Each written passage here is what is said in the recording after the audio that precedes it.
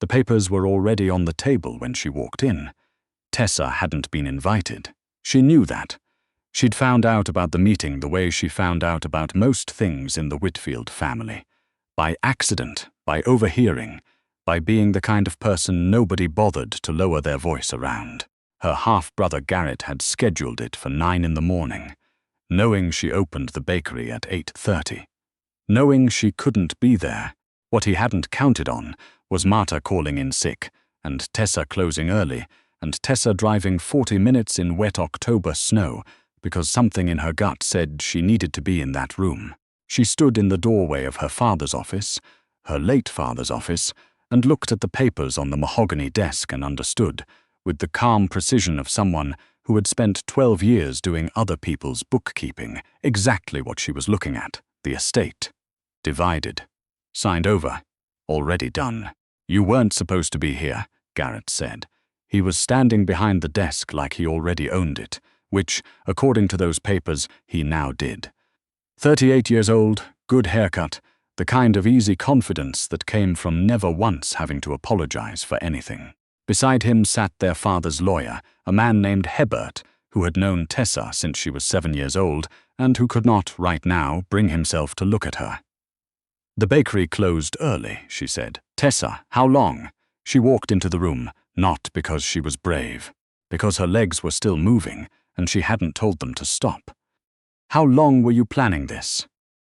Garrett set down his coffee cup with the particular deliberateness of a man who had rehearsed this conversation many times and was relieved finally to be having it. "Dad wanted this," he told me himself. "You were always going to get the bakery building and the savings account. The rest, the property, the business holdings, the investments, he wanted those to go to someone who could actually manage them." "Someone who could manage them," she repeated. "You run a bakery, Tessa. I run the finances for 6 businesses in this town, Garrett. I have since I was 22. I do your taxes. I did Dad's taxes." She looked at Hebert. "I did his taxes." Hebert finally looked up. He had the expression of a man eating something that tasted terrible, but that he had already committed to finishing. "Your father's wishes were clear, Tessa. The will is legal and properly witnessed. I'm sorry." The room had a window that faced the parking lot. Through it, she could see her car, a 12-year-old Civic with a cracked dashboard, parked between 2 trucks that cost more than everything she owned. She stood there for a moment just looking at it. "Get out," Garrett said. Not cruel, almost gentle, like she was a child who had wandered into the wrong classroom. She got out. She sat in that car for a long time before she drove anywhere. It was the kind of cold that got into the door seals, the kind of November that came early to this part of Ontario and never really apologized for it. She turned the heat up and watched the windshield slowly clear, and she did not cry, which surprised her. She'd expected to cry. Instead, there was just a very flat, very heavy feeling, like something had been pressing down on her chest for years and had finally just settled in permanently. Her mother had never been married to Harold Whitfield. That was the first thing people learned about Tessa, if they learned anything. Her mother had been a bookkeeper for his company, briefly in the mid-90s. Tessa had grown up with her last name, technically, because Harold had acknowledged her legally when she was 4, and her mother had died. He'd done the minimum. He'd paid for school, given her a bedroom in the new house when he remarried, referred to her in public as his daughter. He had never, not once, introduced her to his colleagues, never brought her to a single company dinner, never asked her a single question about what she wanted, but she had genuinely thought, that in the end it would be different, that the numbers she'd kept for him, the quiet competence she'd shown up with year after year, would mean something, that the will would say something different than what it said. She started the car. She had 2 clients that afternoon. She drove to them, did the work, drove home. She heard Vreeland's name for the first time 3 weeks later, at the grocery store of all places, standing in the cereal aisle while Donna Pressler from the Chamber of Commerce described him to another woman in a voice that carried about 15 feet. "He bought the old Corveth building," Donna was saying. "The whole block, actually. His people came in and had it rezoned in about 48 hours. Which tells you something. What's he do? The other woman asked. Nobody's entirely sure. Import-export, supposedly. But the building he bought used to be. Tessa stopped listening. She had learned early to stop listening when conversations started going in directions she didn't need to know about. She put oatmeal in her cart and moved on. She heard the name again a week after that, when one of her clients, a restaurant owner named Paul, who always paid late and apologized elaborately, mentioned that someone had bought out the lease on the building next door, and his landlord was suddenly very interested in renegotiating Paul's own lease upward, significantly without warning. Vreeland, Paul said, like the word tasted strange. You know him, no, Tessa said. Lucky you, Paul said. She filed that away. The thing about the bakery building was that it had a mortgage on it. Tessa had known this. She'd known it in the abstract way you know something uncomfortable that you don't let yourself look at directly. Her father had taken a loan against it 6 years ago. She'd done the filing. She knew the numbers, and the loan had been sold twice since then, and the current holder of that loan was a company registered in Toronto with a name that meant nothing to her, Corvin Capital Group, which she looked up one evening and found almost nothing about, which was itself a kind of information. The letter arrived on a Tuesday. Formal, polite, the language of someone who did not need to be impolite because the situation did not require it. The loan was being called in. 60 days. The full remaining balance, which was $142,000. She sat at her kitchen table with the letter and her coffee and her laptop, and she did not panic. Panicking had never once helped her. She ran the numbers instead, which was what she always did when she was frightened, because numbers told the truth, and the truth, however bad, was better than not knowing. The truth was, she didn't have it. She had $23,000 in savings, a client roster that paid in 30 to 90-day cycles, a car that needed brakes, and 60 days. She could sell the building. That was the obvious answer. Sell it and walk away with whatever equity remained after the loan, which would be something, at least. She could find another space for the bakery, lease something smaller, keep going. She opened her laptop and looked up commercial real estate listings. She looked up Corvin Capital Group again. Then she looked up Vreeland. It took her 40 minutes to find anything substantive. He was careful about his digital footprint, in the way that people with things to protect usually are. There were a few old business filings, a photograph from some charity auction in Montreal 3 years ago. A tall man in a dark suit, partially turned away from the camera, the kind of posture that said he'd noticed the photographer before the photographer had noticed him. She couldn't see his face clearly. She could see that he was not the kind of man you'd overlook in a room. She found, through a chain of corporate filings that took her another hour to trace, that Corvin Capital Group had been acquired 14 months ago by a holding company whose registered agent had the same address as 2 other companies connected, through further filings, to a numbered corporation she couldn't penetrate. She sat back. She was not certain, but she was a bookkeeper. She understood how ledgers worked. You followed the columns far enough. The numbers always told you something. She thought about Paul's lease. She thought about the Corvith building. She thought about 60 days. Then she closed her laptop and went to bed, because there was nothing else she could do at 11:30 at night. She showed up at the Corvith building on a Thursday morning. She hadn't planned exactly what she was going to say. She'd thought about it on the drive over, the 40 minutes from Tessa's town to the city, grey highway, bare November trees, the kind of drive that either clarified your thinking or made it worse. She had a folder on the passenger seat with the corporate filings she'd traced, the letter from Corvin, her own numbers. She was wearing her good coat, the charcoal one she'd bought 3 years ago, and saved for situations that required looking like she took herself seriously. The building had been renovated recently. The lobby had that particular quality of expensive understatement. Dark stone floors, a reception desk staffed by a woman who looked like she had never once been uncertain about anything. Tessa gave her name and said she was there to speak with whoever handled Corvin Capital Group matters, and waited. She waited for 22 minutes. She counted. Then a man came down. Not Vreeland. Someone who worked for him, mid-30s, the kind of careful blankness that meant he'd been told to be unreadable, and told her that Mr. Vreeland did not take unscheduled meetings. "I know," Tessa said. "Tell him I traced the Corvin filings back to him. Tell him I know this isn't a standard loan call. Tell him I want to understand what he actually wants, and I'm willing to have a conversation." The man looked at her. "Tell him exactly that," she said. He went back upstairs. She waited another 11 minutes. Then he came back down and told her to follow him. The office was on the 4th floor, and it looked nothing like the lobby. The lobby was curated. This room was functional. Bookshelves of actual binders, actual documents, a whiteboard with actual numbers on it, a desk with paperwork that had been moved to one side to make space for a coffee cup, a laptop, a phone.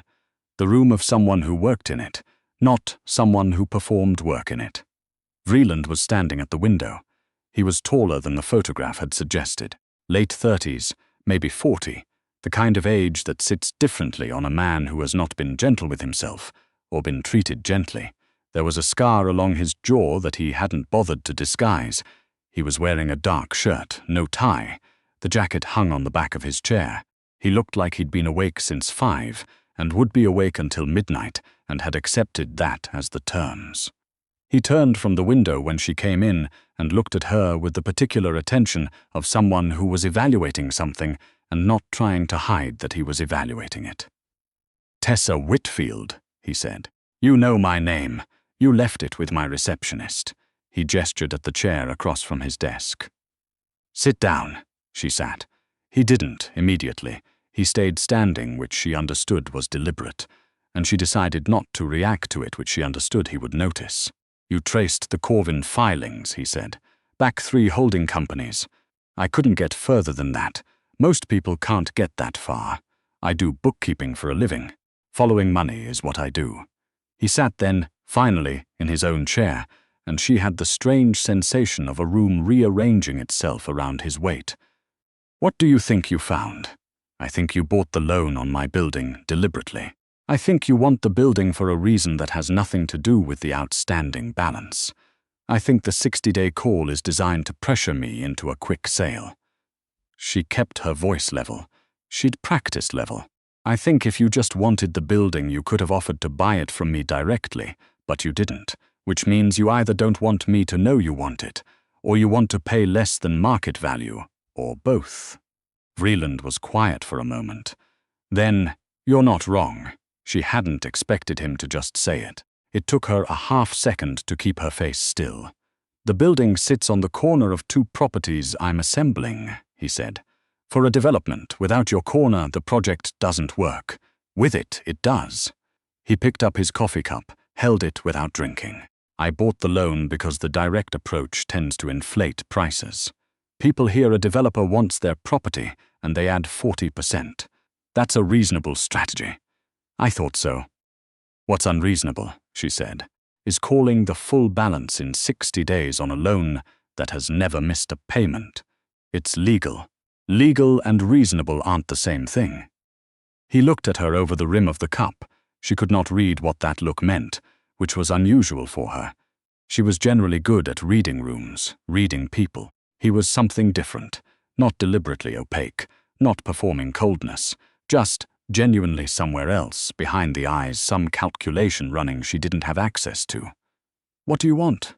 he asked. "I want to understand what you actually need from me, and whether there's a version of this that doesn't end with me losing a building I've run a business out of for 9 years. "There might be," he said. He set the cup down. "I need the building. I also need someone who can manage financial records for a set of holdings that are currently complicated." She waited. "My current bookkeeper is leaving. The work is not difficult, but it requires discretion, a tolerance for irregular structures, and someone who doesn't ask questions they don't need the answers to." He said it flatly, not threateningly, like a condition in a contract. "In exchange for that work, I would be willing to restructure the loan. Extended terms, reduced rate, and a fair market offer on the building when you're ready to sell, or a lease arrangement if you want to keep the bakery operating in a different space." The room was very quiet, Outside the window she could hear faintly the sound of the city. "How long?" she said. "1 year, to start." She thought about the 60-day letter. She thought about Garrett standing behind that desk. She thought about her father's lawyer not being able to look at her. She thought about $23,000 and $142,000 in outstanding balance, and the sound a door makes when it closes on the only thing you thought you were going to inherit. "I want the terms in writing before I agree to anything," she said. "Obviously and I want to see the holdings before I agree to manage them. I'm not walking into something blind, also reasonable, and I want it understood that discretion works both ways. Whatever I learn working for you doesn't leave me. Whatever I bring to this work is mine. You don't own my methods or my judgment. You're hiring what I know, not who I am." She didn't know why she added that last part. It had come out of somewhere she hadn't entirely planned, but she meant it, and she didn't take it back. Vreeland looked at her for a long moment. "Agreed," he said. He held out his hand. She shook it. His grip was brief, firm, and immediately withdrawn. Not a performance, just the closing of a negotiation. She drove home in the November dark, and she didn't know what she had just agreed to. But she knew what the alternative was. And the alternative had a 60-day countdown and her brother's name on it. And she had never in her life chosen the alternative that asked her to be smaller. The first week she learned several things. She learned that Vreeland's holdings were, as he had described them, complicated. A web of numbered companies, some operating, some dormant, some that existed apparently for the purpose of holding assets that she was not supposed to inquire about directly, which she did not, though she catalogued them privately and filed her observations in a notebook she kept in her coat pocket and brought home every night. She learned that he had 3 people who worked directly for him in this office. The man who had come to collect her that first morning, whose name was Albrecht, and who was essentially a walking wall. A woman named Suki, who handled logistics and communications, and who regarded Tessa with exactly the kind of neutral wariness Tessa would have regarded herself with in the same situation. And a 4th person who was never introduced by name, and who Tessa saw only once, briefly, leaving through a door she hadn't noticed before. She learned that Vreeland worked long hours and did not appear to enjoy any of them. He was not unkind. He was not warm. He operated at a particular frequency of controlled intensity that she recognized, actually, from herself. The quality of a person who has learned not to show the effort things cost them. She learned that his coffee was always black, always the same brand, and that he drank too much of it. She knew this because she walked past his office 4 times a day, and the cup was always present and never empty. She did not learn anything personal. She did not try to. The numbers were genuinely complicated. She spent the first week just mapping them. Which companies flowed into which, where the receivables came from, how the assets were structured. It had the feeling of a puzzle where someone had deliberately mixed 2 different puzzles together, which she suspected was intentional. You couldn't understand one piece without understanding several others first. She found it interesting in the way she found all financial puzzles interesting, which was probably more intensely than was appropriate to admit. On Friday afternoon of the first week, she left a 3-page summary on Vreeland's desk. Not asked for. She'd just written it. She came in Monday morning and found a single note on her own desk. 3 words in handwriting that was precise and slightly cramped. More of this. She sat down and got to work. 3 months in, she understood more than she was supposed to. Not because she'd gone looking. Because the numbers made it clear. Eventually, if you were patient enough to follow them. She had traced enough of the structure to know that Vreeland's legitimate holdings, the development projects, the real estate, the investment portfolios, were real and substantial and competently managed. She had also traced enough to understand that there was something underneath them, or alongside them, that moved differently. Different timing, different counterparties. Entries that didn't have corresponding documentation in any file she'd been given access to. She didn't ask about it. She had said she wouldn't, and she meant it, and also she wasn't stupid. What she did instead was make sure the legitimate side was immaculate. Because it occurred to her that if the legitimate side was clean enough, documented well enough, structured well enough, it would matter. At some point, it would matter. She didn't know exactly when or how, but she had the feeling, working in this office, that there were forces paying attention to Vreeland's affairs from directions she couldn't see, and that her work was part of what stood between him and those forces. It was the most consequential bookkeeping she had ever done. She found unexpectedly that she didn't want to do it badly. The conversation happened on a Wednesday evening in February, late, when the office had emptied out, and she'd stayed to finish reconciling a set of accounts that had been nagging at her. She was at her desk with a spreadsheet and cold coffee, and a pencil she kept tucking behind her ear, and forgetting about when Vreeland appeared in the doorway. He did that sometimes. She'd look up, and he'd be there, not sneaking, just very quiet in his movements. She had stopped being startled by it around week 6. "You're still here," he said. "The March quarter is going to be complicated. I'd rather figure it out now." He came into the room and looked at the spreadsheet over her shoulder. She was aware of him the way you were aware of a significant change in air pressure. "The Heron Street property," he said. "The depreciation schedule doesn't match the improvements file. I need the original contractor invoices. Albrecht has them." "I know. I sent him a request 3 days ago." He straightened. "I'll make sure he responds tomorrow." "Thank you." He stayed. She turned back to her spreadsheet and waited, because she had learned that he sometimes said things after the official business was concluded, and that those things were usually more important than what came before them. "You found the Langford gap," he said. She kept her eyes on the screen. "I'm not sure what you mean." "Yes, you are." She turned her chair slightly and looked at him. He was leaning against the edge of the bookshelf with his arms crossed, and that particular expression he had when something had resolved itself into clarity. "I didn't put it in any of my reports," she said. "I know. I wasn't going to. I know that too." He was quiet for a moment. "Why?" She thought about that honestly, because it wasn't mine to put anywhere, and because she stopped. "Because I thought it was better for the whole structure if it stayed where it was, and I worked around it rather than trying to surface it."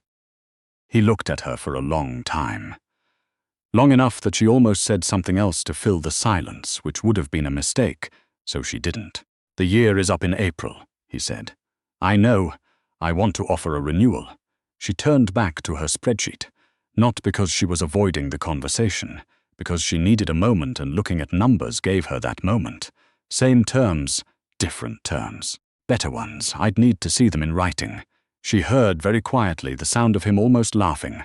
Not quite, but almost. "Obviously," he said. He left. She sat with her cold coffee, and the February dark outside the window and the spreadsheet, and she thought about the 60-day letter, and the drive to the Corveth building, and the handshake that had felt like the closing of a door on everything she thought she'd lost. It hadn't been a door closing. She was only beginning to understand that now. She had dinner with her friend Paulette on a Thursday in March, at the same diner on King Street they'd been meeting at since they were in their mid-20s, over the same order. Paulette's club sandwich, Tessa's soup that she always meant to finish, and never did. Paulette was a nurse. She had the quality, common to nurses and bookkeepers, of not being easily alarmed. "You seem different," Paulette said. "I'm not different. You seem like someone who is not currently being slowly crushed." Tessa ate her soup and considered this. The situation improved. The building situation. She gestured vaguely. "The general situation because of this job?" "Yes."